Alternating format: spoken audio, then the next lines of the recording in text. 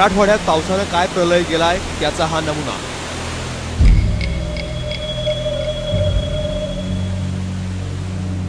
सरासरीपेक्षा 25% अधिक पाऊस झाल्यानं मराठवाड्यातल्या 16 लाख हेक्टर क्षेत्रावरच्या पिकात पाणी साचलंय।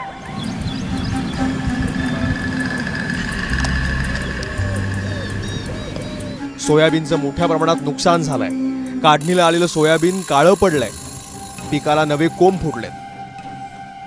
सोयाबीन हे सगळंच आता तुरीत हे बी तिकडं पाणी आहे, सोयाबीन तूर सगळंच म्हणलं तर चालेल।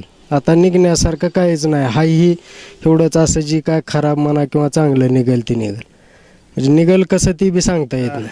100% पीक गेलेलं आहे। काय सोयाबीन गेलं, तूर गेली, ही मका गेली, सगळं काय नाही।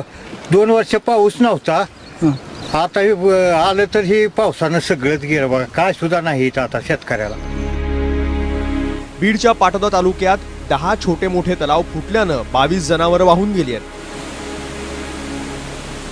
लातूर जिल्ह्यातल्या 16 गावातल्या 1265 लोकांना स्थलांतरित करण्यात आलंय।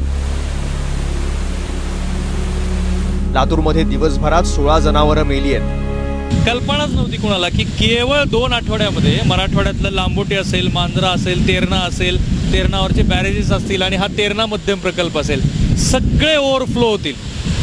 या 5 जिल्ह्यातल्या परभणी, बीड, लातूर, नांदेड, उस्मानाबाद या 5 जिल्ह्यातल्या सगळ्या धरणांचे दरवाजे उघडलेले आहेत आणि असं पाणी वाहत आहे, खळाळत वाहत आहे।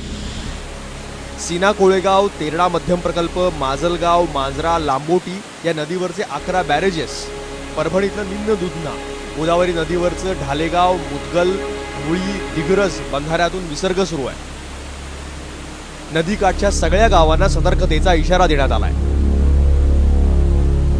मराठवाड्यामध्ये काल रात्रीपासून पावसाने विश्रांती जरी दिली असली तरी 3 दिवस झालेल्या पावसामुळे मांजरा धरण आहे त्या मांजरा धरणाचे 6 दरवाजे 2.5 मीटरने उघडण्यात आलेले आहेत। त्यामुळे हे धरणामध्ये जे आसपासची गावं आहेत नदीकाठची त्यांना सतर्कतेचा इशारा देण्यात आलेला आहे आणि यामुळे आजही 3ऱ्या दिवशी सगळ्या नद्या नाल्या ज्या आहेत आणि खास करून मांजरा नदी जी आहे ती पुन्हा एकदा दुथडी भरून वाहते आहे। परभणीतल्या गंगाखेडच्या मुळी धरणाचे 2 दरवाजे उखडून गेल्यानं पाण्याचा प्रवाह वाट मिळेल तिथं घुसतोय। मांजरा धरणाचे 6ही दरवाजे 2.25 मीटरने उचलल्यानं मांजरा काठ धास्तावलाय।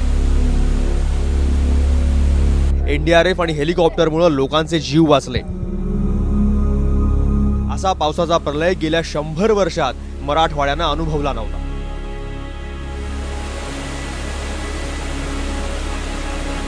कृष्णा केंडेसह राहुल कुलकर्णी, एबीपी माझा, औरंगाबाद।